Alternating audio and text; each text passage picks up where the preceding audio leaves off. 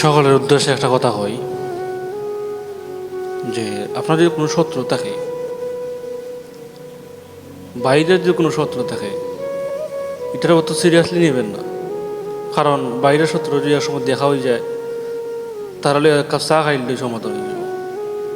কিন্তু যদি গড়ে শত্রু থাকে, এটাতে কোনো সময় তুমি নর্মালভাবে নিবে না। তার কারণ হইল গিয়া, তারা তোমার ছোটো থেকে বড় হয়েছো, কিতা কোন সময় কিতা করছো, কোন সময় কোন যাও, তোমার সব কিছু এভরিথিং সব কিছু জানে। তো সেই ক্ষেত্রে গড় শত্রু থাকলে এটা তুমি কোনো সময় নর্মালভাবে নিবে না। এর বড় কারণ হইল গিয়ে তুমি যে তারা তোমার দুর্বল করার লাগে তোমার ফ্যামিলি মানে সবসময় প্রথমে আঘাত আনবো। তো ফ্যামিলির মধ্যে আঘাত আনার পরে তুমি হালকা দুর্বল হয়ে যাবে, তোমার এইভাবে তোমার হেনস্থা করার চেষ্টা করবো।